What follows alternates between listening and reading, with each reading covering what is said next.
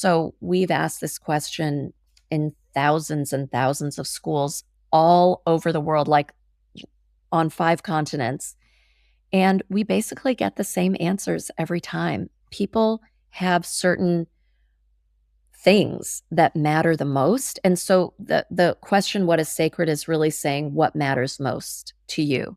And if you were to return to your school in 10, 20, 40 years, what would you hope remains?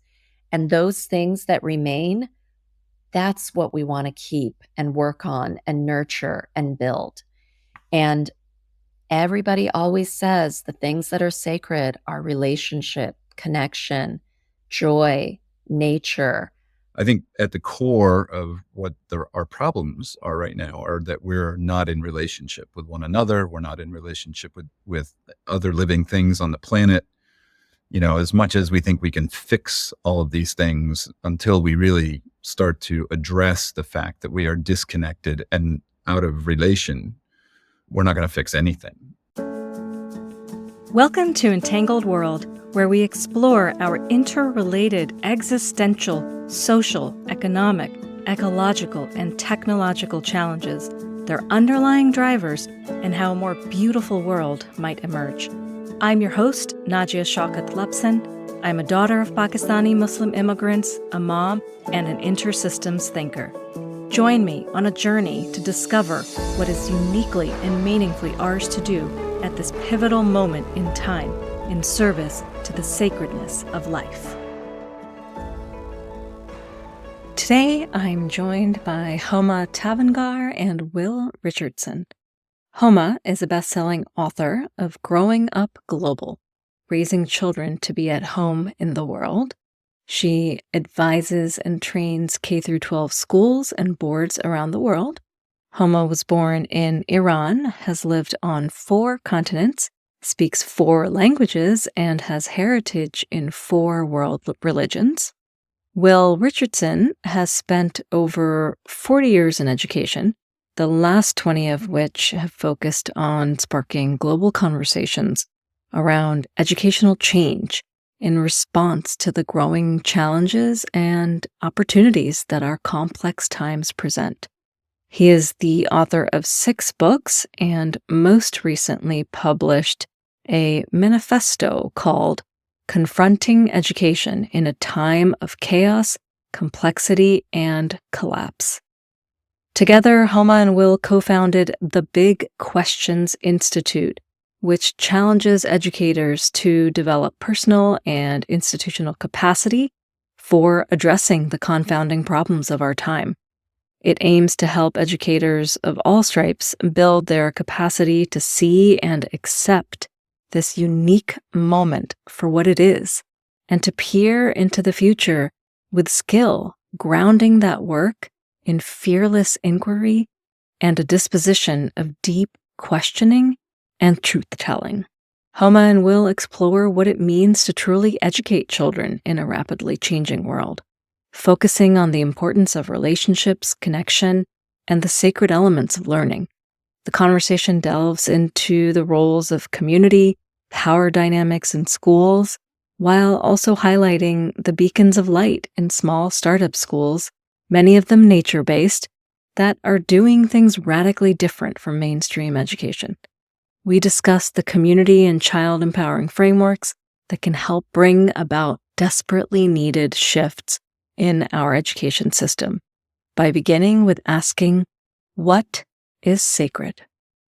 I hope you enjoy this episode, and if you're a parent, I hope this episode raises some questions in your mind about how to educate your own children and how they best learn, and how to prepare them for a world that is undergoing great transformation. Welcome, Homa and Will, to the Entangled World podcast. I am really excited for our conversation today. We were just talking offline a little bit about my experience and how I've come to do the work I do. And I always like to ask my guests about their journey and their evolution into the work that they do. And I'm particularly excited for this conversation today because I spent many years working in public education reform and really came to believe that nothing less than a radical transformation of how we think about education and schools and even learning is required to support our children for the world that they're going to inherit. And so, given the work that you both are doing, I think it's unsurprising that our paths have crossed. And I'd love to begin the conversation with really just you both sharing a bit about your journeys in the education space and how they've evolved and what you're sort of focused on doing now. And Homa, maybe we could start with you. Thank you so much, Naja. It's really lovely to have this space together and to kind of see where this conversation goes. So I came to the education space not as an educator. I started out like the first 15 or so years of my career in international development, excuse me, and economic development and kind of lots of the systems that are very deep in collapse. And I had young children and I was seeing they were, like first grade, second grade, watching the work that they were doing in a quote unquote good public school district.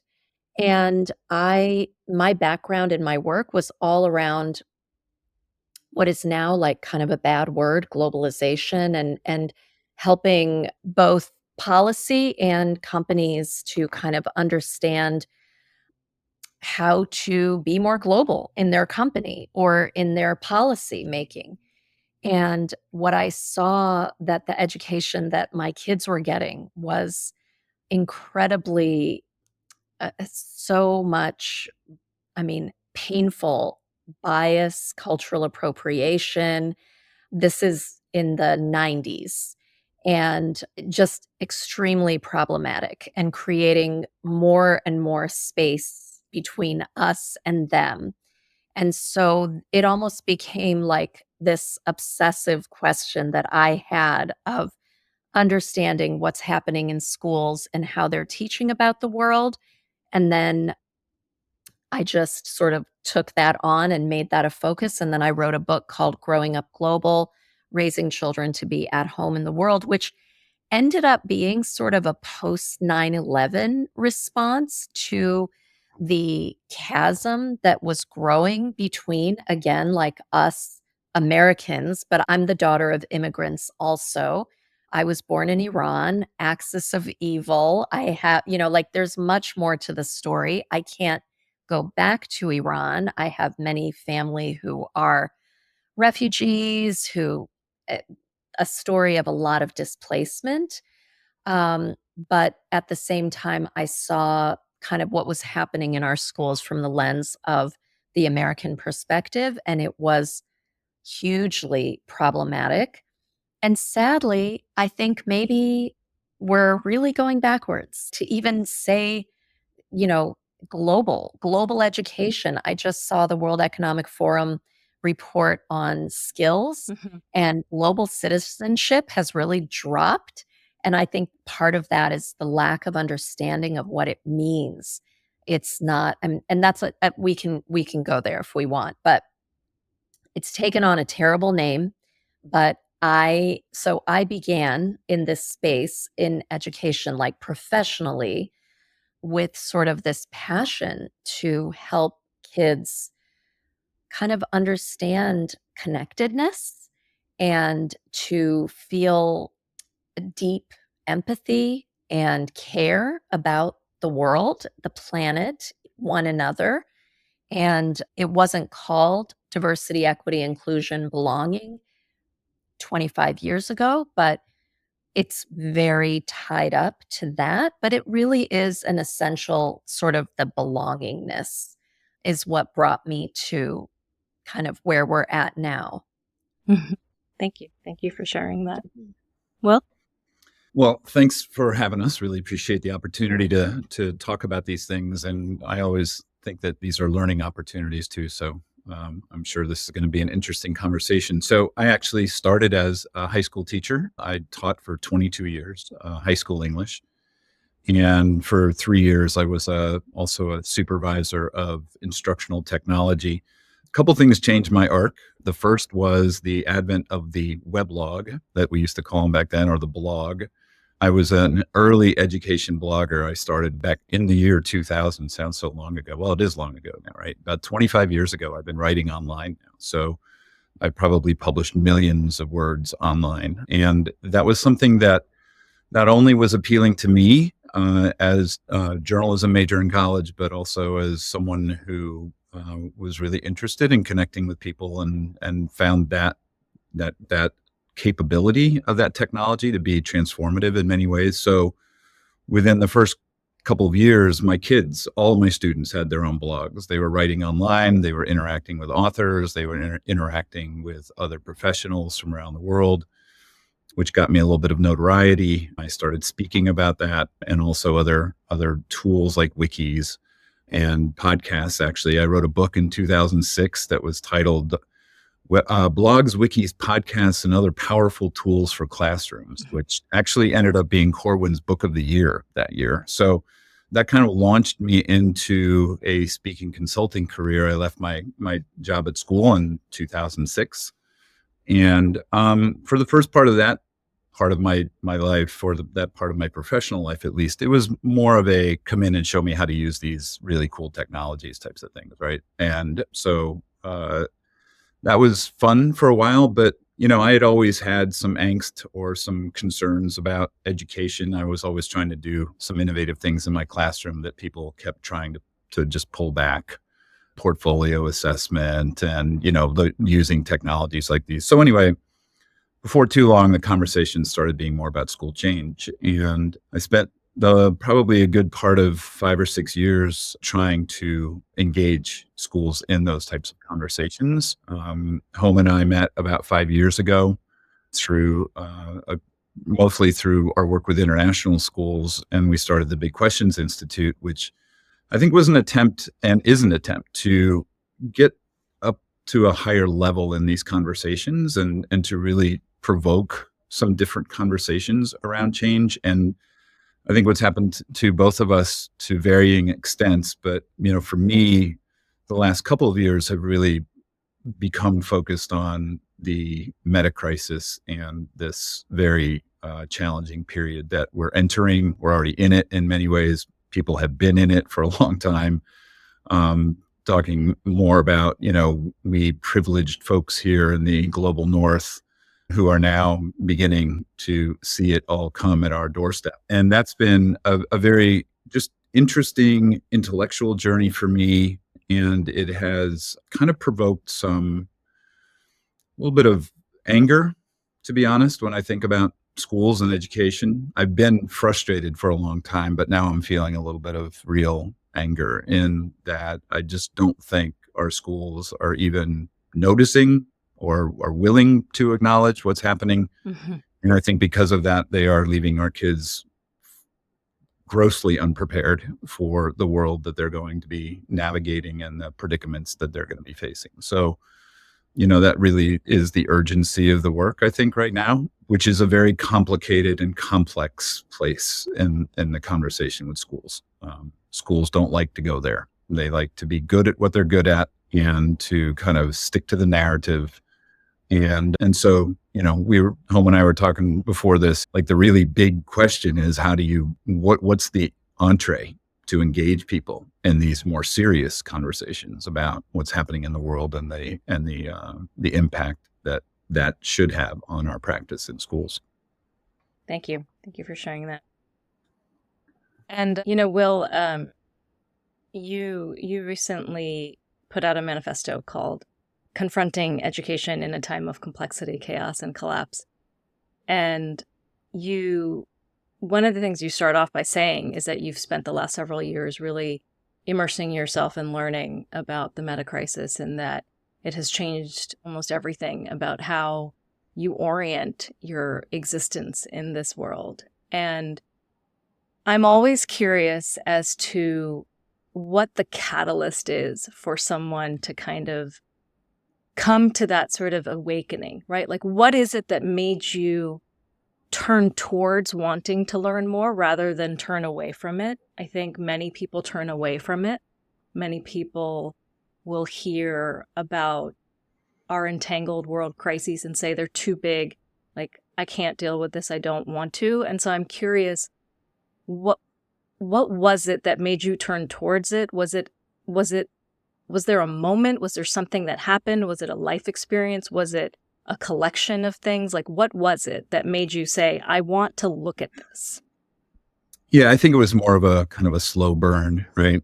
And I think that certainly these are feelings that I'd been having for a long time, but I had never really kind of, I don't know, gotten in touch with them to the extent that I'm feeling them right now. I think actually Homa and I have a really great intellectual relationship where we talk about these things, and it's been, you know, amazing to have someone to just go there with and kind of unpack a lot of this, and then think about it in the context of, you know, schooling and education and what happens in classrooms. I will say, you know, we talked about Zach Stein a little bit before we started. Zach's book, Education at a Time Between Worlds, certainly when there were moments when I was reading that book where I had to put it down and just take a deep breath and go, oh, okay, I'm starting to really understand this now. It's starting to make sense. And then the other one too, and I think you know, it's a book that I tell everybody they have to read right now, is Hospicing Modernity from Vanessa Andreotti. And that one in particular, you know, I say to people that it literally changed my life. It just articulated a lot of what I'd been feeling in ways that all of a sudden kind of made sense. And I've been thinking about this. I want to write about this, but I can't look at anything the same way after reading that book, you know? Yeah. And so, you know, the whole manifesto for me was just, I hadn't really planned on writing something like that, but I just sat down and I felt like I had to get this out. You know, there was all these little pieces of the I don't want to say argument, but of the case to be made, right? And so I just started kind of putting these things together. I had a document where actually I had like 10 belief statements first, you know, and then I kind of massaged them, whatever, and I came down to these 7 belief statements that I felt was important for me to just articulate. It was important for me personally, just articulate it, you know, so it kind of made sense for me exactly what it was that I was thinking and what that lens was that I was using. But I was hoping that maybe it would resonate with some other folks too, who were maybe feeling the same types of things that I was. So, I mean, you know, we are at this very interesting in between time. Home and I talk about being in the liminal all the time with people, trying to help them understand that there is a lot that's breaking right now. It may not look like it or feel like it exactly, but if you really kind of unpack it, you can see that the foundations of a lot of our institutions are beginning to crumble, need to crumble after you read Vanessa's book. Yeah. And you know, that there are things that are emerging, and there are things that if we kind of hone our lens, we can begin to see some of those things that are emerging. And that's some of the work that we've tried to do through the Big Questions Institute with the big questions that we've been asking too. We just, you know, came out with, or we're just putting out an updated version of our 9 big questions now. We have 12. But those are questions that are meant to make people think hard about, well, what are we doing right now, right? And to go into those spaces that maybe they don't want to go. So obviously, this is long-winded, but I think we need to feel some discomfort right now. We need to be provoked. And so I think both of those pieces are something that we're attempting to use as vehicles to engage people in these kind of uncomfortable conversations that we absolutely have to have right now. Yeah. Yeah. And we're going to dig into a little bit about the 12 big questions that you mentioned. But before we do, I want to give you an opportunity also to share your journey of awakening and what kind of made you say, you know what, I'm going to look at this and I'm going to orient my life towards being in service. Yeah, it's really interesting, you know, as I think Will's story, you know, there's a lot of convergence and emergence. You know, Will has been pushing schools to, kind of go harder at change. But I think sometimes the change, if it's limited to the institution of a school, um, it it's limited then by definition, as opposed to being kind of integrated into the rest of the community and the environment that it's in. And so, for me, we often talk about how, many people for decades have been talking about it's a volatile, uncertain, complex, ambiguous VUCA world. And a lot of people are like awakening to, even just the VUCA idea.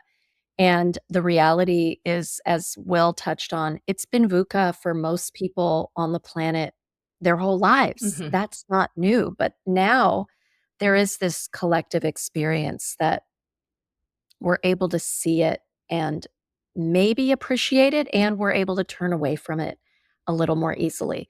So, part of why my story was sort of like very oriented around how do we raise kids to have a sense of global connectedness and appreciation and less othering is because I was very much raised with a lot of those ideas. And I feel in some ways that I was really lucky to have exposure to like very humongous ideas that a lot of people are talking about now that kind of help explain some of the things that are happening in the world.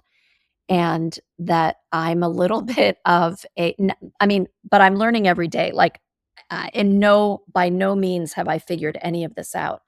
But I was raised with ideas like there is a disintegrative process in the world simultaneous to an integrative process in the world. So you could be part of the dying or you could be part of the growing and the birthing.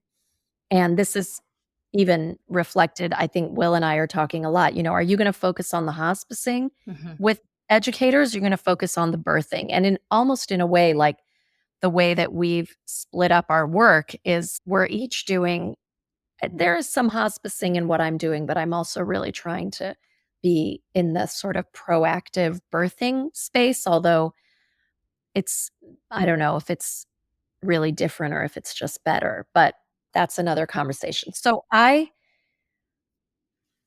am kind of oriented with a bit of a worldview. Another idea, this comes from the Baha'i faith. So I was raised in um, even though I would say I was exposed to Baha'i teachings because you're not really Mhm. inheriting it. You're supposed to investigate for yourself what you think about whatever these ideas. But this idea that your vision should be world embracing rather than confined to your own self, and that your actions and what you pursue should reflect that. And so it opens up to a lot of like I grew up in the 70s with a lot of like anti-racist sort of activism and community work. And so I just feel really fortunate. And I feel like there are many, many people in the world who are the proof of what's it like when you get to clock thousands and thousands of hours being exposed to some of these ideas. Mhm. So, for example, being a little bit detached in a healthy way from um, many of the systems and the institutions that are that are dying in the world, and kind of being able to step back and see that we're watching this organic process in play out. So that's kind of a convoluted way of saying I've really tried to meditate on and think about how that worldview applies to whatever it is that I'm doing. So in education. But it also is a stance of even if people really don't seem to embrace any of these ideas, how can I connect in some way and find some point of common care, something we all care about, and then build from there. Because I definitely work with people that I do not agree with their worldview. And yet we can build some relationship that I think can get us towards something more positive. And I love that one of the big 12 questions, the 12 big questions that you both ask, not just one of, but the first one is, what is sacred? Yes. And it's such an important question, and I would love for you both to sort of unpack why you felt that that question. I'm sure you put a lot of thought into, like, which are the 12 and then what's gonna be Mhm. number 1, right? Why is that number 1? Well, can I just say I appreciate that you appreciate that because it is really deliberate. And so I will just say a little bit and then Will, if you want to say more about it. There is so much conflict and contention in schools. And I think that is another manifestation of the meta crisis. This it's almost like tribalism in the Mhm. school based on what your role is, based on many, many, many things. But what is sacred can be sort of it's a defining point, but it can also be a bit of a unifying point. So we've asked this question in thousands and thousands of schools all over the world, like on 5 continents, and we basically get the same answers every time. People have certain things that matter the most. And so the question, what is sacred, is really saying what matters most to you. And if you were to return to your school in 10, 20, 40 years, what would you hope remains? And those things that remain, that's what we want to keep and work on and nurture and build. And everybody always says the things that are sacred are relationship, connection, joy, nature, um, maybe curiosity, critical thinking, but they never say curriculum, homework, standardized tests, what college you Mhm. got into, all these things that we spend the most time and money on. And that's a really important process for administrators, parents, and students to walk through and see for themselves, this is what our community thinks. Now, what do we do about it? I think too, it's just a great way of helping people understand that there is a lot of shared and just Mm. common concern that we have for kids. It doesn't matter what side of the political spectrum you're on. It doesn't matter what culture you come from. I mean, there are core things that we all believe are important for our schools and for our kids to experience in those schools, right? So it's an entree to some better conversations or some different conversations when you start there. If you start with what is success, which is a really important Mm. question, Mhm. that's probably not the greatest table setter, right, for some extended conversations. But we use those, we put them on Padlets, and we go back and we say, okay, let's remember what we said here, right? When we get into some conversations that may be a little sticky, well, let's go back and make sure that we're kind of orienting to these are the things we said were most important. Now, how do we talk about many of these other things in ways that allow us to still be in that space where we're still Mhm. honoring those things that are really important. Yeah. One more thing about sacred, we always have to clarify, we're not saying it from a religious standpoint. Right. And, the root of sacred is heart, the word suck. And this is a way to connect the head and the heart. And I think that is something that's missing. And it's something that is deepening the crisis, is the disassociation of head, heart, whatever else, that makes up the human being. And this is a way to start to bring those together and kind of be more coherent in what we feel and what we think. Yeah, and something I've been thinking a lot about lately is just this idea of how we experience reality, like what we believe is real, Mhm. and how much of our modern day society is really an abstraction. It's not real. So much of it, if you look at our financial system, you look at, let's take your bank account, right? We look at the numbers that show up on our Mhm. bank account. It's not real. Yeah. It's a complete abstraction. And, Yeah. this is veering us off into a much deeper conversation, but this idea of like really refocusing your energy on what is actually real, what is actually Mhm. sacred, what are we here for? It's Mm. it's such an important question, and I'm curious to hear in all the conversations that you both have had with people, with school leaders, with educators, with parents, when they get to that place of identifying for them what is sacred, what then tends to follow from that? Are there realizations? Are there actions that they take? Are there shifts that happen once they truly connect with that? Like, what have you seen kind of emerge from that inquiry? Mm.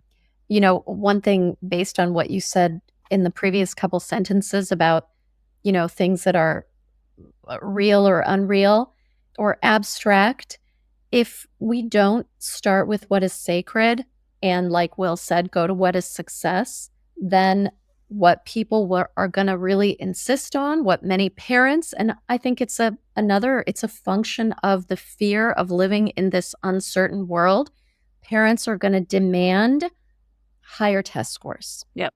better grades, because you're so afraid of what the future is holding for my kid. That's like one thing I can hold on to. That's one thing I know because there's so much else we don't Mhm. know. But if we reorient and we start with that sacred, then and then the next question is what is learning? What maybe if we're going to talk about parents or teachers or students, they start telling stories instead, and they I think what that's one thing that happens. They shift from a fear-based demand, you must do this. This is the only way. Mhm. It's black, it's white, it's us versus them. You're with me or you're not. And then we start sharing stories of when we learned most deeply and powerfully, or when we felt like we really belonged, or when, or something that, a teacher that made a difference for you, or why this thing is sacred. It's often rooted in a story. And that then it shows like what a powerful way to sense make. So our questions are ways to start sense making Mhm. while it is so hard to figure out what's happening in the world and it's so scary for kids. So we say, we're not the Big Answers Institute, we're the Big Questions Institute. Let's just ask questions. We're not going to come and start with answers.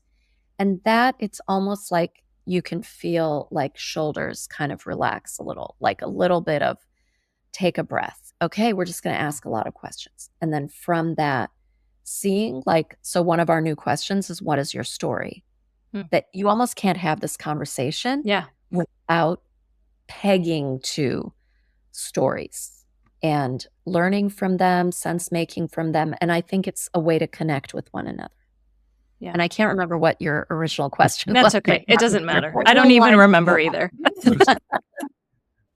I think what's cool about the questions though is that, and I'm not sure we even knew what we were doing when we wrote them, to be honest. Yeah. Um, but The first version, 9 big questions. We yeah, did.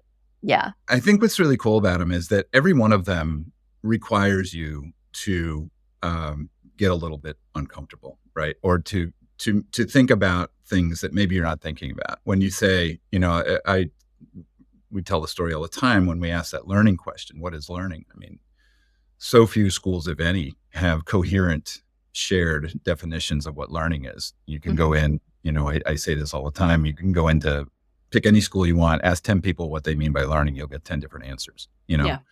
And so to ask them to just sit down and really grapple with, okay, well, what is it that we're talking about here, right? How does it happen? And what do we know and what don't we know?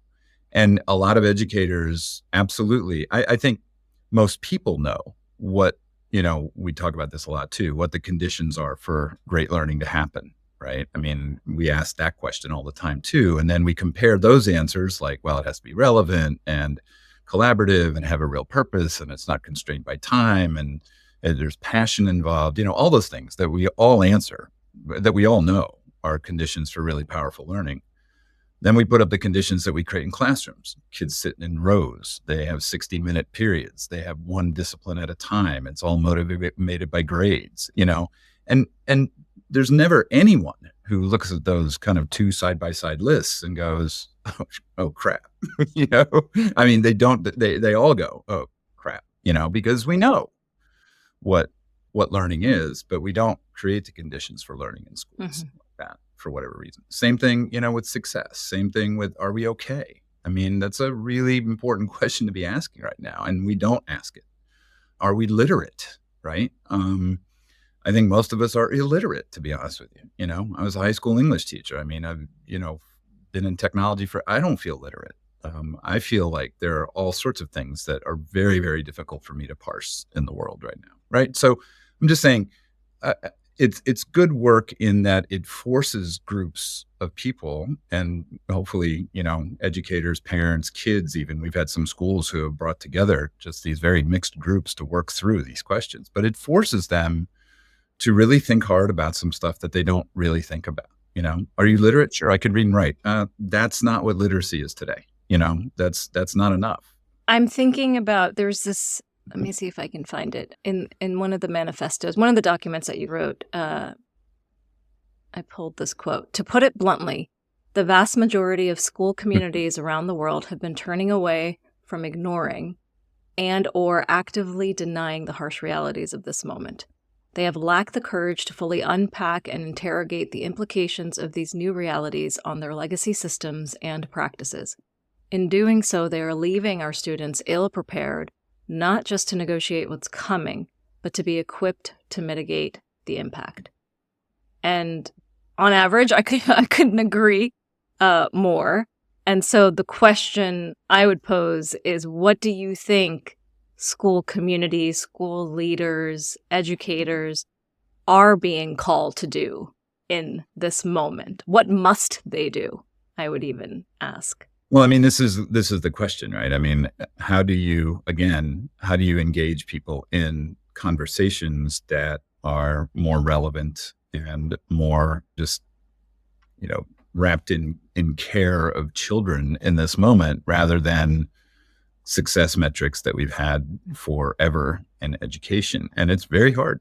I mean, it's extremely difficult. Again, Homa and I were talking earlier today, the really big question is, what's the messaging? What's the pitch almost that you can go into a school and say, you really need to be thinking about these things, about what dispositions your kids are developing right now, about what literacies they have, around what are the skill sets that they need to navigate this predicament that we're in. First of all, you have to get them to think about the predicament, to even admit that there is a predicament. Even admit that we're in one, right? And this goes back to, again, Vanessa's book, those denials that are so profound, right? But there's a whole level of denials about educational practice that we don't even want to think about. Like I said before, we know that we're not creating great conditions for learning in classrooms, but we keep doing it.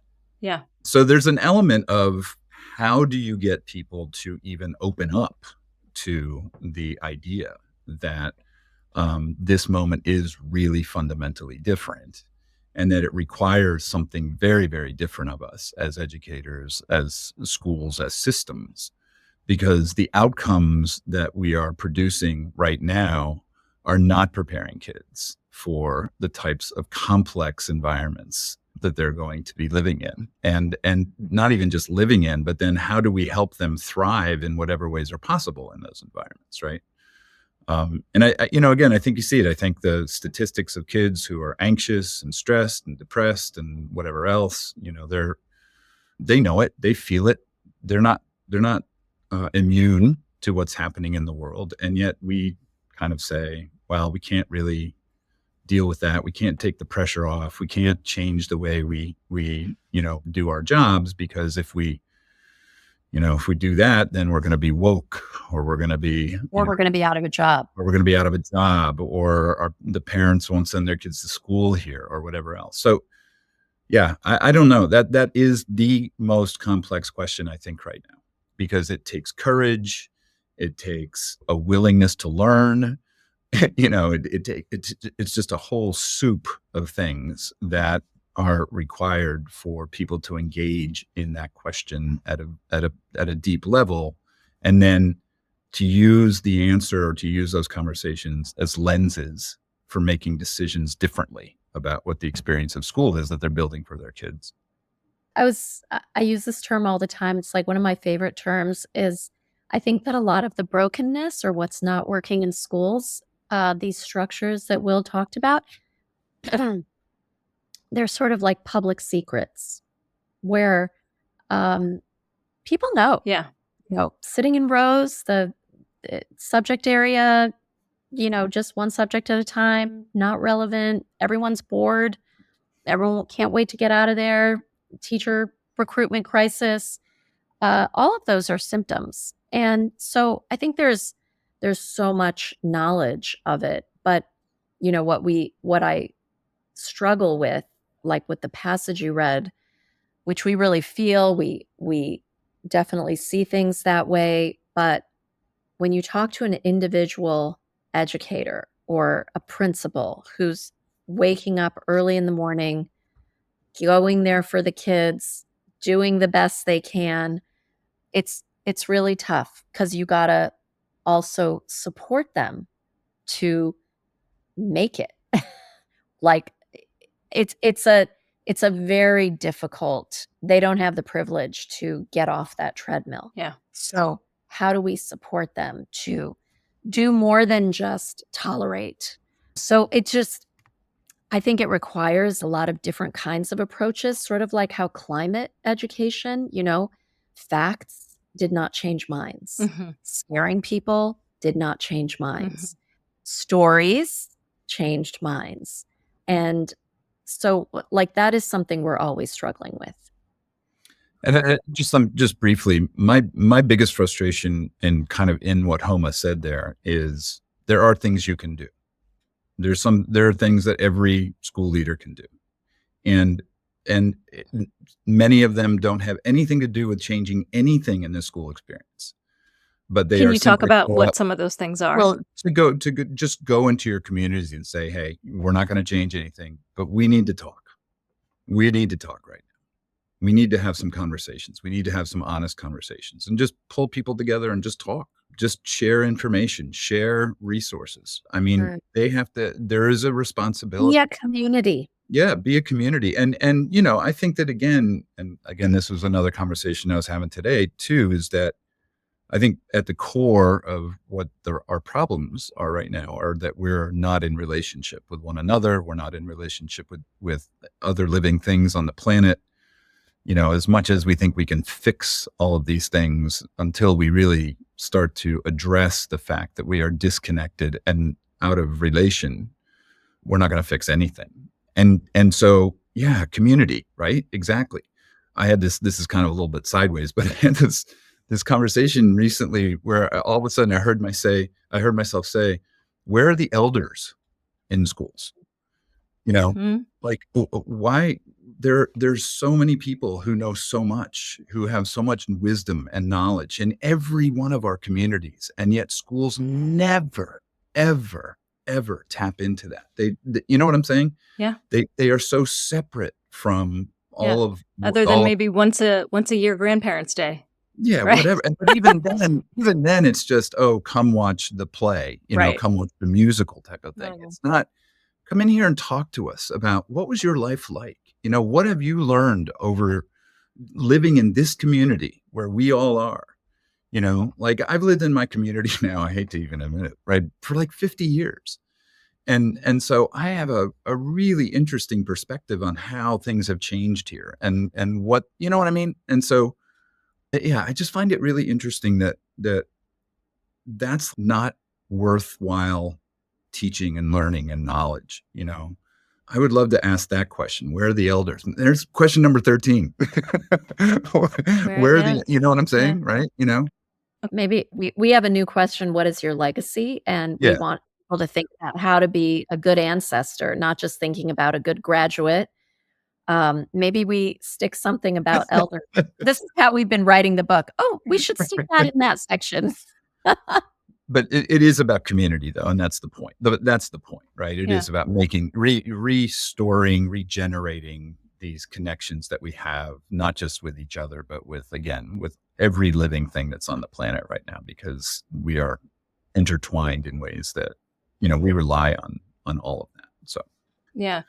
And, if you think about the ways in which humans and children have lived, it's not natural to be sort of separated by age group, to be separated from your families for a big chunk of the day, to be sent someplace else for your learning to happen, right? And so there's this question for me, and one of the reasons that I left the public education space was that I didn't want to work on reforming schools anymore, because I felt like the whole concept of schooling was deeply flawed.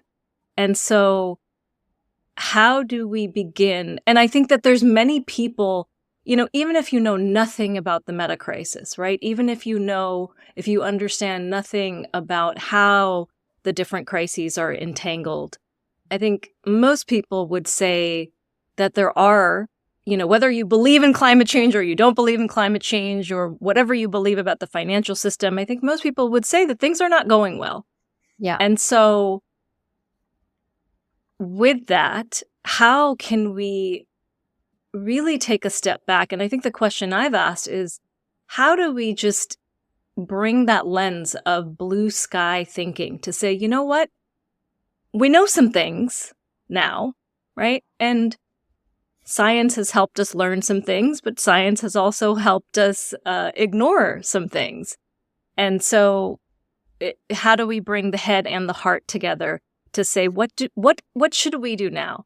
If we are, humans are incredibly ingenious, inventive beings. And to date, we have been using our power in ways that are ultimately leading to destruction. And we don't have to do that, right? And so I guess I'm curious, when you've had so many conversations with people, what has caused them to take a shift, and that shift, and to make a shift, and that shift might be, I'm leaving my job, or I'm leaving my school, or right. And there's this, Will, you mentioned the idea of like wellness and how a lot of our children are experiencing anxiety and stress. And to that, I would say they are more awake. Like if you are not experiencing stress and anxiety, there is something within you that is pushing that down, that is not acknowledging the reality of our situation. And so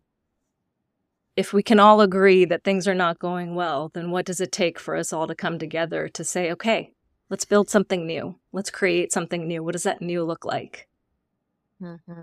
But I don't know that we all agree that things are going wrong. I think that's part of the problem. I think there are a lot of people who think life is great. I think there are a lot of people who kind of rest on the whole Bill Gates and that whole crowd that say, oh, malaria, we've fixed it. And, child poverty is improving. And, it's kind of like I read a metaphor, or I heard a metaphor the other day about how, we can look physically like we're in pretty good shape and our bodies can be, and pretty healthy. But if our heart isn't healthy, then it's only a matter of time. Right.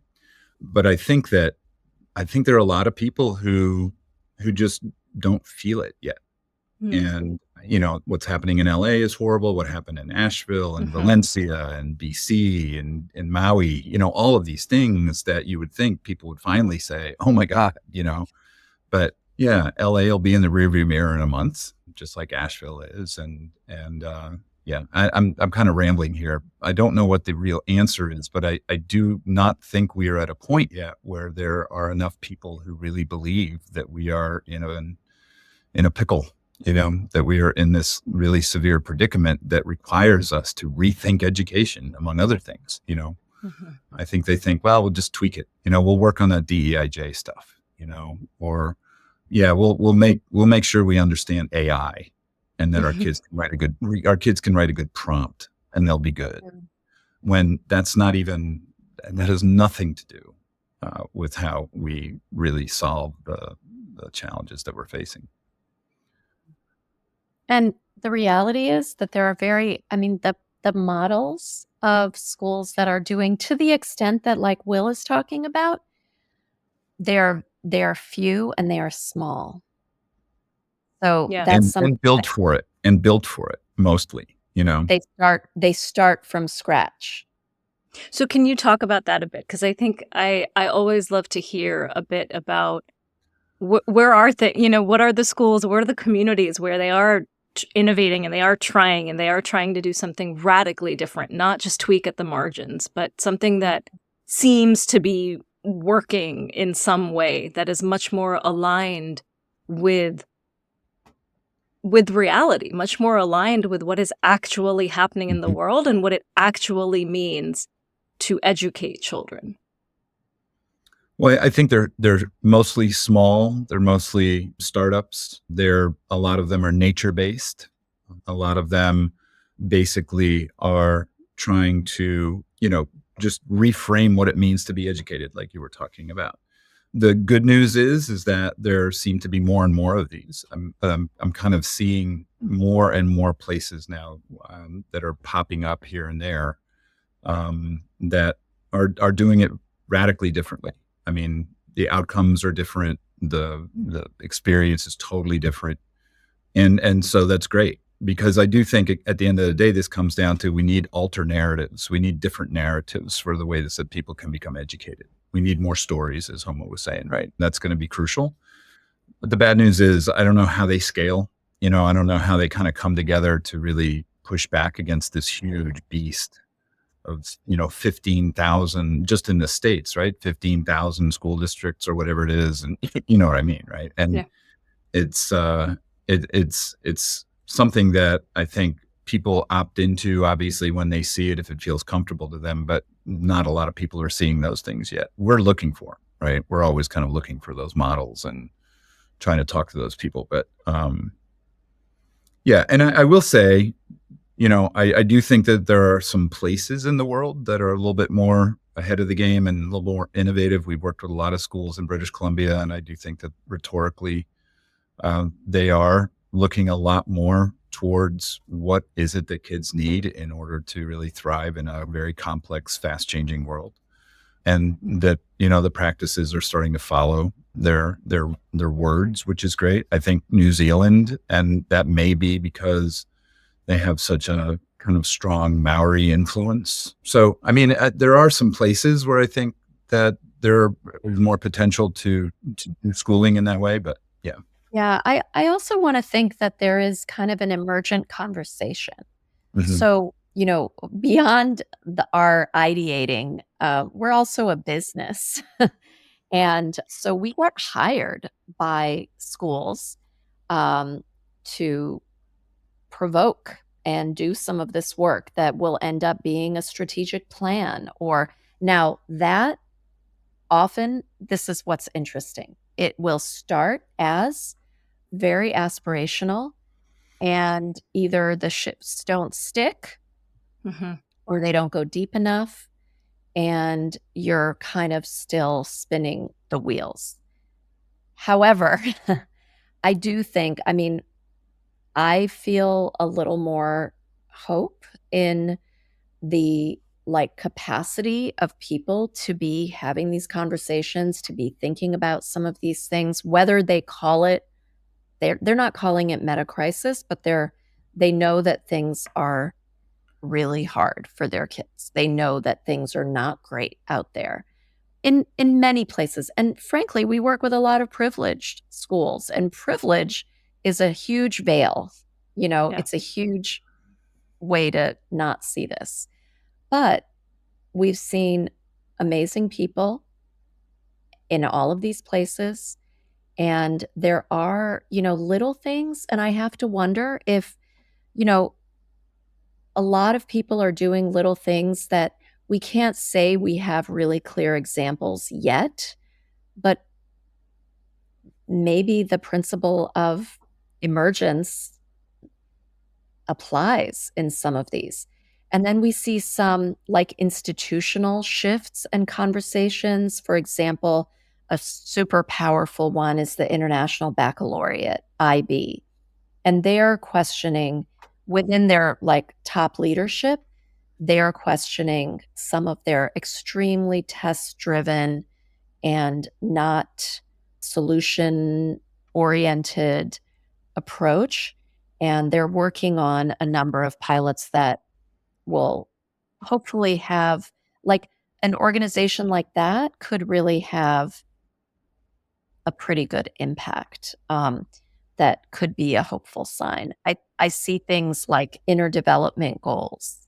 A lot of schools teach sustainable development goals, and now this movement to go inward as well as seeing like the kind of material ends um, is, I think it's reflective of at least the desire to have a more relevant, meaningful, profound examination of practices.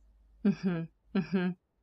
And when you've gone into school communities or learning environments, can you talk a bit more concretely about what you see that you feel like is moving in the right direction? Like, just get into the specifics a little bit. Well, Will and I will look at this a little differently. So Yeah, great. Will's thing says it all, which Yeah, I don't see a lot that is kind of fundamentally different. I think there are a lot of, it's kind of lipstick on a pig for Mhm. me, where it may look different, but at the end of the day, the power relationships haven't really changed. There hasn't been a real transfer of agency to kids. The outcomes are still pretty much the same. I love the idea of the way most people define this idea of voice and choice is that, well, you can choose one of my three options. Yeah. You know what I'm saying, right? It's the amount of power we give to a toddler, basically. Exactly. And that's supposed to be, this kind of profound change. And it's not. I mean, it's just another kind of, so anyway, I don't see a lot of shift. Certainly in a couple schools that, we know of and that we've worked with in varying ways, there are some places where there's a real shift in power. And I do think that that's at the core of change in schools. It really is Seymour Saracen wrote about this extensively, where he talked a lot about power relationships in schools and how change will never happen if the power relationships don't change. So, yeah. And that's hard. It's hard for people. And at the same time, when you talk to a lot of people that are leading schools, they agree and they want that to change. And I think we've grown up with these mental models that are very set. And so there is like a sense, I think in many places, there is a sincere desire for agency. And it's almost like we don't know what that means and what that looks like. It's just we don't know what justice looks like. Yeah. We've never lived in a society where justice exists. So we're, kind of doing our best. We're writing new policies or we're, setting up a program. That's not justice. But we've never experienced that. So agency, a shift a fundamental shift in power, people don't really I don't think any of us really know what that looks like. So people are making these attempts and they're trying it, then they're stepping back and they're going, okay, 1.0. In your language, it may end up as a H2 minus, not an H3, but it's, I think there is, and the problem is maybe we don't have time to take that much time to learn, but there is so much learning that is needed among the adults. And so unlearning, there's a lot of unlearning, Yeah. not just learning. And owning that, and that's where I think the inner development goal idea is very powerful. Like, we have to work on our root system. We have to work on our internal process. You can't change what's outside until you change what's inside. And that is like so basic. It's ancient. Yeah. This is not, you don't need Otto Scharmer to tell you that, although I really like what he's He trying says to it do. beautifully. Yeah. But so do our ancestors from every culture Yep. have said that. That is not a new idea. That is not new technology. But maybe applying it to the modern world is new technology. Just to, again, be the negative one here, to go back, there are people who want to give kids more agency. There are kids who want to shift those dynamics, but they're under power relationships that make it almost impossible for them to do that. Yeah, That's this is political. Moloch. Yeah. That's parents, whether it's boards, whether and we've gotten to the point now where I hear stories all the time, and we go and say to kids, okay, you can have more choice, you have more freedom as to what you want to do, and a lot of kids will say, no, I don't want more freedom. I don't want you to change the rules right now, because I figured out what I need to do in order to be successful. And part of that is just you telling me what to do. You know what I'm saying, right? So it's like these dynamics are so deeply rooted in the way that schools function, in the systems that they function within, and the cultures that they function within.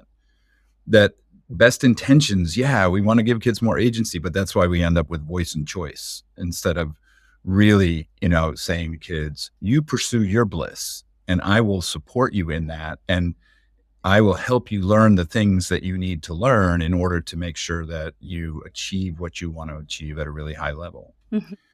Yeah, I think power over others lies at the core of our civilizational challenges. Absolutely. Right. Absolutely. And our current education system teaches children to compete with each other, to increase their own individual power. Yeah. Right. And you were mentioning success, right? Our cultural metrics of success are in fundamental misalignment with the continued perpetuation of life on this earth. And I wonder if, as we are entering this period, if we're talking about the United States, but all over the world, like, oligarchy and kind of fractured democracy, that maybe if the power systems are so entrenched, on the one hand, the examples are very troubling that kids are going to look to. But on the other hand, sometimes, I don't know, maybe I feel like this happened, this happens historically, where that example of what you don't want to emulate, we kind of have to, like, okay, I'm trying to resist going down. It's very hard right now. But I'm slippery. I don't want to go there. But maybe people need to see some of that in order to then make a choice and decide what you don't want, like through the counterfactual. I don't know. Yeah. That if you can identify it's not this, it's not this, it's not this, and keep going down that path, then maybe you get to what it is. What it really is. Yeah. If we don't know what it is, right, we have not experienced what it is for the most part in modern society. Maybe there's a matriarchal society, indigenous civilization that, I think there are kernels that we maybe have gathered, but yeah. And I think, You're raising something that, I was reading about some of the work that you guys are doing at the Big Questions Institute, and you highlight the importance of imagining irresistible futures. Yeah. And this is one I've been thinking a lot about. So our human capacity for imagination, it's such a gift. And yet, when you look at history of how even the most well-intentioned among us have attempted to use our imaginations to create change, we've often simply replicated a lot of the old and harmful patterns of the past. And I think there's this danger in, many school communities that maybe are, even on board with wanting to create radical change. They may sort of jump to this phase of visioning. And I think that there's this risk, because if you begin envisioning from a point of a lack of understanding of what's really happening in the world, and then you will use your current beliefs and state of understanding as the fuel for the visioning. Yeah. And so even this idea of trying to envision something radically different in this goal-oriented way, and then try to go about intentionally creating it and then scaling it, like, it's old paradigm thinking, and it's not how nature works, right? So I think there was something, Homa, you mentioned this idea of emergence, and then Will, you mentioned this idea of seeing things happening in pockets, but how does it scale? I always think about going back to nature to say, how does nature scale, right? Like, we have our sort of capitalist engine driven version of scale, but nature doesn't scale like that, right? How does nature scale? Nature is built on dynamism and cooperation and harmony and coexistence. Growing under the ground in a way that is not visible from us watching it. Yeah. And no one entity or one group of entities pulling the strings to say this is what should happen. You can't tug at it to grow. It is interesting, though, and I've been reminded of this too. When we talk about nature as something out there, I mean, we are a part of nature. We are nature as well, right? Yeah. And so I think, when these types of conversations come up, nature doesn't have a human, or nature, the other living beings, other living things on the planet don't have a human brain, thankfully, right? And they are just working in concert with one another based on their environments, based on what they need in order to thrive. Whereas we don't do that. Yeah. We don't do that. We are highly competitive. We are highly, we don't see each other as entangled in that way. And I think that's a huge, again, it's a huge barrier. I love, what's her name? Janine Benyus, in biomimicry, and learning from the ways in which nature takes care of its problems or solves its problems and grows and whatever else. But I just think it's a really big leap to expect humans to be able to do that at this point without a lot of support and a lot of, conditions and a lot of spaces in which they can think about things differently like that. Yeah. So I don't know. I feel like I'm the downer here in this conversation, right? But I do feel like it stems from, I don't know how to do this, right? I don't know. And it's a huge frustration, but it's also kind of a huge motivator, right? Because it's where I want to learn more, and I think a lot of it has to do with human development theory. I think a lot of it has to do with just, again, the nature of human beings to take care of their own and to really kind of, hunker down when things get tough and all of that stuff. But anyway, sorry. Yeah, I wanted to get back to a point you made about, visioning and imagining. And yes, it's kind of giving someone, really powerful tools that don't know how to use it. They can create havoc. And so if you're not, if things haven't been, kind of contextualized more deeply, and you're aware of what other factors and forces are out there. But another thing that makes that process a little dangerous or disappointing is that something that we talk about with imagination and that many people have researched is that for the most part, as we grow older, our imaginations atrophy.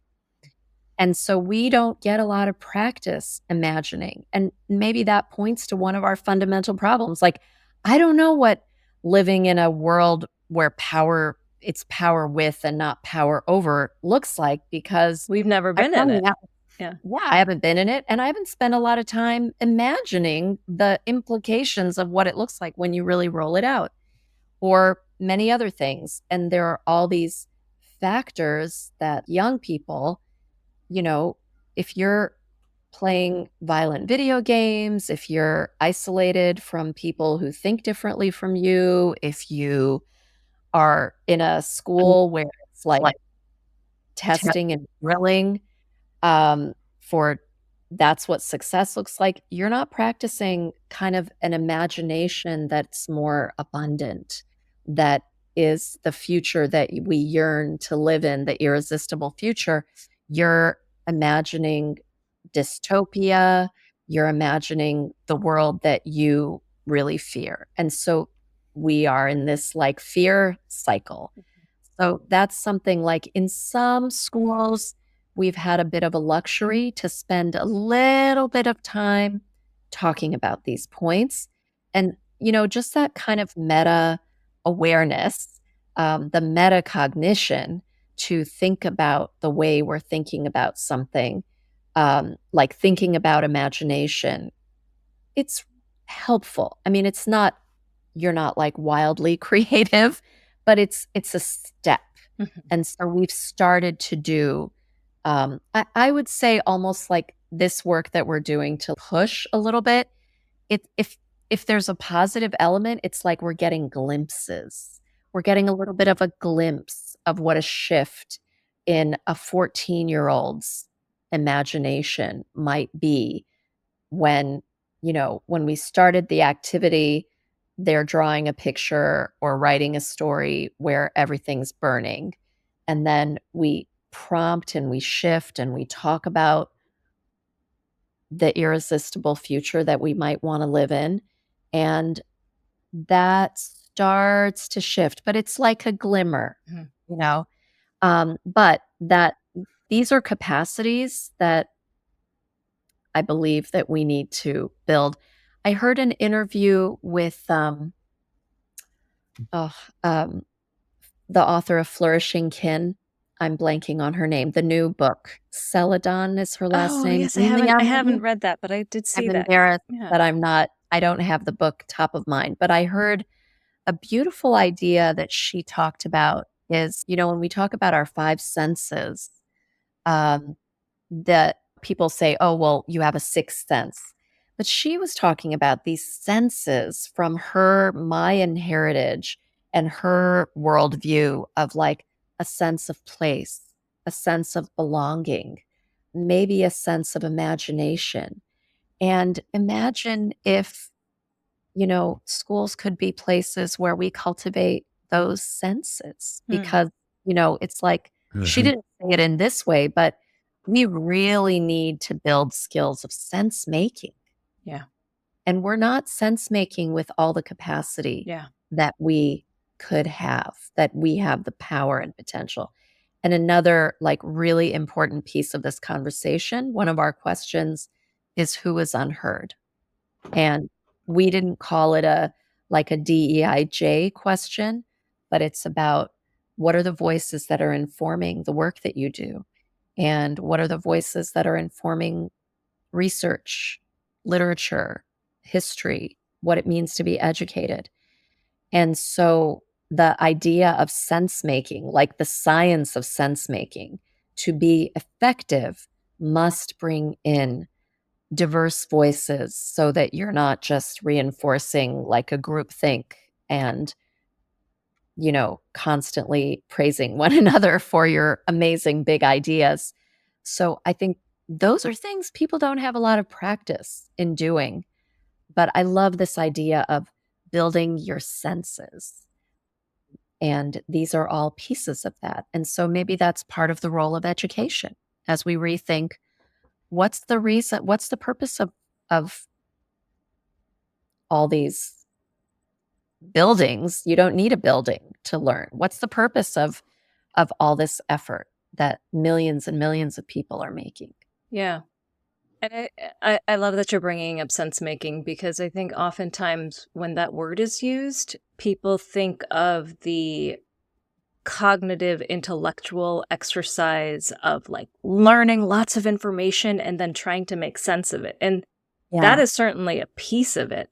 Yeah. But I would argue it's not the most important piece of it. There is before you can even do that, there is the sensing into what is arising, sensing into the feelings and what the feelings are communicating to you, sensing into the natural world and what is trying to be communicated. And oftentimes, even just with language, when you use language, you're already in one part of your brain versus the other part. Not exactly. It's not like you're either left or right hemisphere, but you're already in sort of a place of abstraction, really. You're in a place of like using words to play with ideas. And that is important. That is very, very important. Facts are important. I'm not saying they're not, but there isn't enough from my perspective, I think one of the things that schools need to do is to have more of a balance between building those sort of left hemispheric and right hemispheric skills. And I'm curious to hear if there's any stories that you've seen of schools that you think are really kind of doing good work on the right hemispheric capacities. And I'm curious to hear, for example, your thoughts on more holistic educational philosophies like Waldorf or Montessori or Reggio Emilia in the preschool years. What are your perspectives on some of those philosophies and those pedagogical approaches? Well, I mean, just to put a pin on the conversation about imagination and sense making, I think those things are muscles that require exercise, right? And I think schools need to make that more of an ongoing practice. It would be great if communities got together and imagined together. This idea of collective imagination is a really powerful one, and it has really positive outcomes for individuals, for groups, for communities. But I take your point about, how we do that. I think we have to be really, really careful and wise about how we do that.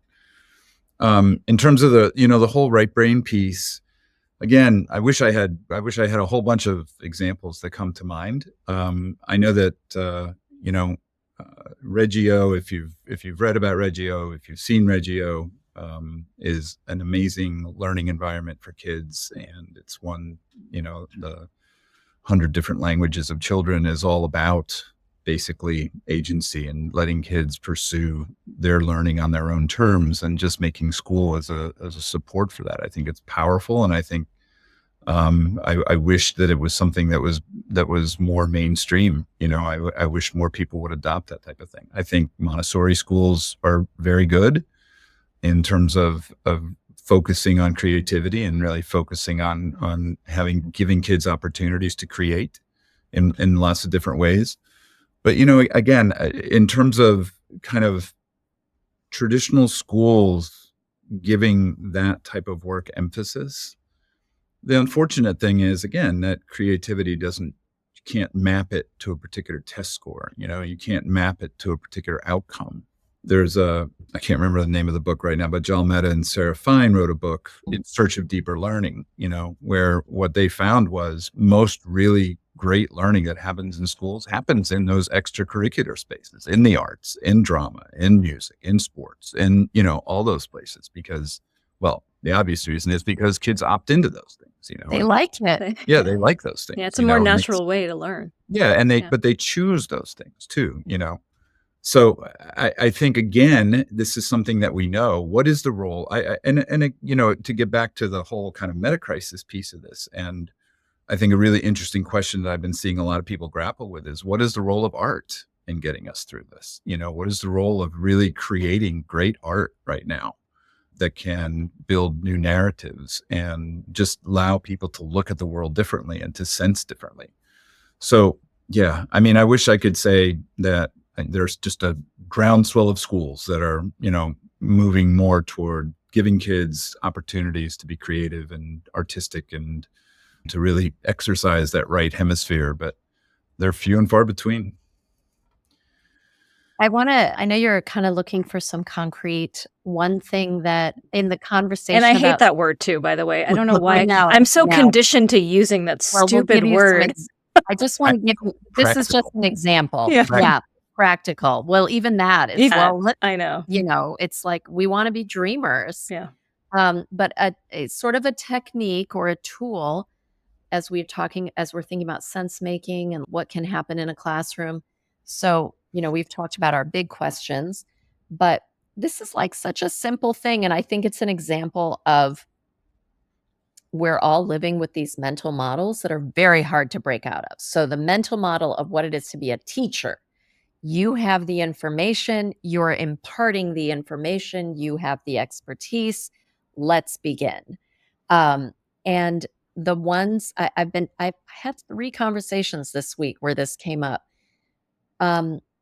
When a new topic is being introduced, rather than like, you don't need to give everything because your student can go find it in a second.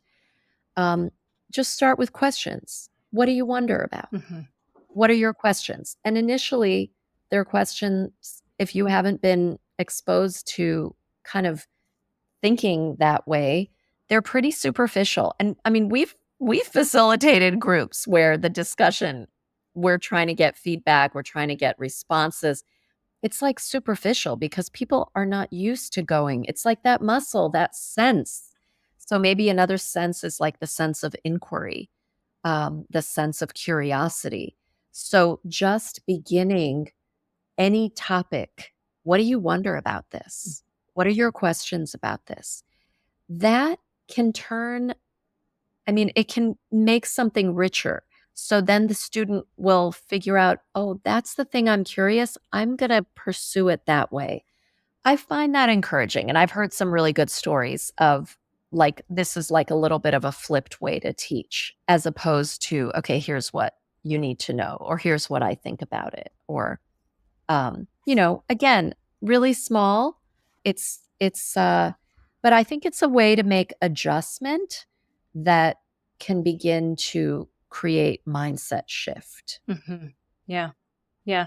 And I think it's almost akin to good parenting, right? Like if you think about good parenting, in many ways, you're not sort of trying to like impart all your knowledge and wisdom. I mean, maybe you are a little bit, but there is an element of being in the question together when you get asked by your young child, well, like, why is it that way? Right? To be like, instead of jumping to I think many of us have been sort of trained to be in that space of providing the answer, but to take a step back and to say, you know what? I don't know. Let's like explore it together. Or even if you do know the answer, to take a step back and say, I wonder if there's more that I could learn. Like I have my own answer, but is that the right answer? Is there such a thing as a right answer? Yeah. And when you do that as a parent, you're often in less of a hurry. Yeah. I'm in relationship with my child. That's the most important relationship I have. And when you're in relationship, a lot is possible. And you're in less, I think this idea of time constraint and goals and, hurry. Yeah. It gets in the way of doing a lot of important work. And so like that is a perfect example of one of the conditions that you're not as constrained by. You've got 18 years, essentially. Really, you have a lifetime, right? If we're to reframe learning. And Will and I are parents of adult kids, and we love our kids and we have great relationships with our kids. So we're a testimony that yes, you have a lifetime. And I mean, the reality of like, oh, I wonder, we'll talk about it tomorrow, or let's talk about it at breakfast, or let's talk about it on the drive, or um, yeah, I mean, 18 years is really short as you are a parent of a younger child, so know that. Yeah. But Don't blink. I do think that's yeah, don't blink. I do think Right. though that that does kind of get to some of the, these false limitations Mhm. that our structures have imposed on us. I think too, though, that one of the most important dispositions that we all need right now is being comfortable with not knowing. And again, the culture of schools is you have to know there is Mhm. an answer. That's just not going to operate in the world Yeah. right now. And I think we have to And also, pretty soon AI is going to know the answer yeah, better than you anyways. well, Right? yeah, depending on who's training the The Mhm. models. but yeah, and so you know, it's almost like you have to build up a radar for people who say that they absolutely know, what's happening in the world right now. I try really hard to read a lot of different voices, a lot of different opinions, and to make sure that I'm staying in that space of, yeah, I don't really know, but I'm willing to put the effort in to keep learning, keep thinking, keep kind of pulling back. And you have to be like that. And that's really what I think being a learner is. People say this whole thing, we want our kids to be lifelong learners. They are already. Yeah. We are. We're lifelong learners. That's Yeah. just That's how rhetoric. we're born. Yeah, that's how we're built, right? So it's not about that. Well, but it's also a stance.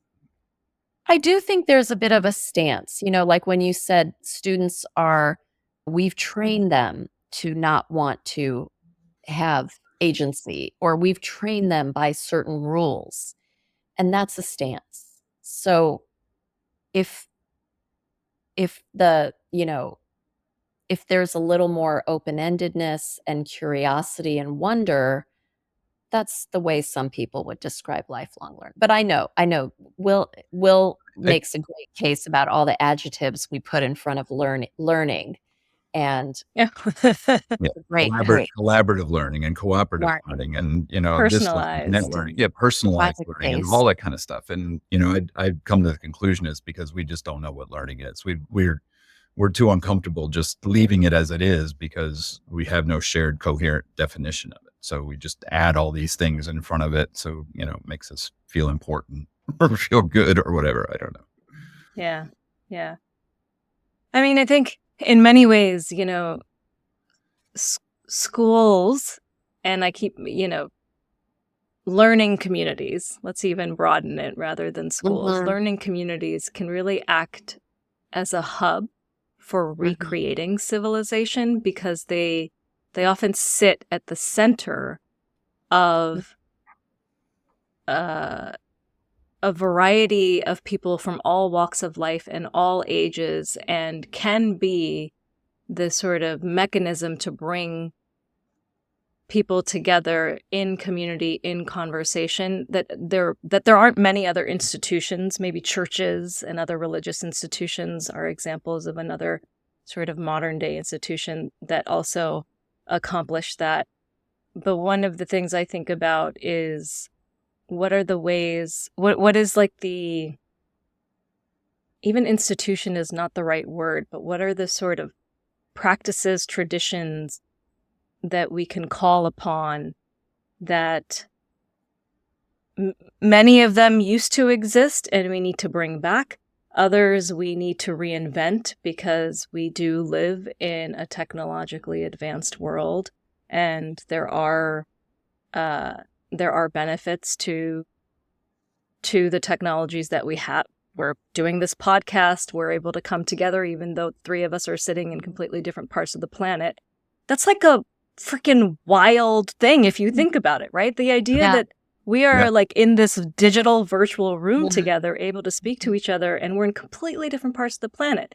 That's kind of insane. And so when you take these moments to think about things like that, yeah, I just think about like how schools can begin to transition from being these sort of knowledge transfer hubs to becoming more transformative spaces for humanity's future. And I think if you ask that to educators, they would be so excited to hear it. You can feel like the crackle, like it's electric. That's why people go into this, and no one's ever asked them that. And, it kind of, when you think about as a hub to rebuild civilization and this recognition that civilization is breaking and civilization, as we know, is dying, the implication of that I find extremely exciting, that implies our students, our children, are civilization builders. Yeah. So what does that mean? How do we treat them? That's almost like, why do you need agency? Well, they're civilization builders. They need to start, just kind of imagining better and thinking. And there's stuff they need to learn too. But I love the idea of like, how would I treat my child if I know my child is a civilization builder? With the kind of respect, patience, waiting for the answer, whatever it might be. But to me, that's another question that kind of it can kind of stir your heart, like the question you just asked too. I love that. It brings a sense of reverence, I think, into the task of educating the next generation. That it is a privilege and there is a sacred duty in it. That's what is sacred. That's what is sacred. Full circle. Full circle. Well, I think you both know the last question that I usually ask on this podcast, which is, who would you like to platform the podcast? And Homa, since I started with you, Will, maybe you could share first.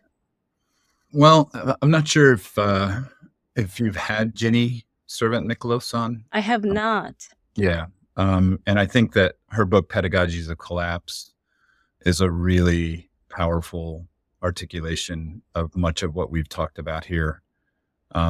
It's interesting. She doesn't really get into the practical very much either, but I think the way that she positions the context, the situation, and the urgency around it is really, really powerful. And she actually has done some amazing work with the Bildung Climate School, which she started, I think it's in the Netherlands.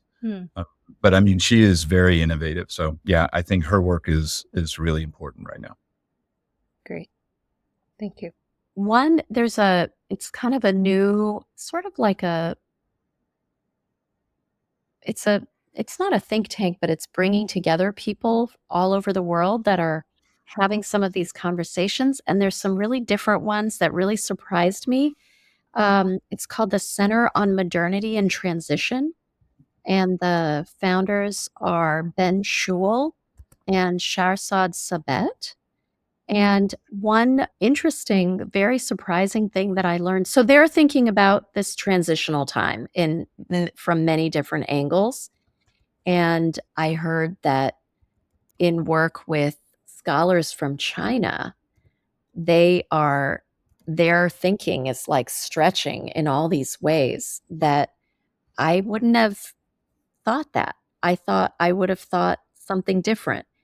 And so I've just been surprised by a lot of the conversations and things that are coming out. So I think that, and I don't know if you've talked to folks that are working on the inner development goals, but I think that's an area that is kind of in development. I think that's more emergent, as is this Center on Modernity and Transition. But I think those would be interesting conversations. Awesome. Thank you both. Well, thank you too for this beautiful conversation today. I know that we are all wrestling with these great big issues of our time, and I am grateful that there are people like you out there that are trying to create the shifts and create the ripples that will lead to the emergence of the more beautiful world our hearts desire, as I always like to steal that quote from Charles Eisenstein, because I think it's beautiful. Likewise. Thanks for having us. Appreciate it. Thank you. And thank you for your beautiful questions and insights. They really meant a lot. Thank you. I'm glad. Mm. If you liked the episode and want to hear more conversations where we explore how a more beautiful world might emerge, subscribe or follow on your favorite podcast app or the Entangled World Pod YouTube channel. If you loved it, support the project at patreon.com/Entangled World. Thank you for listening and for coming on this journey together.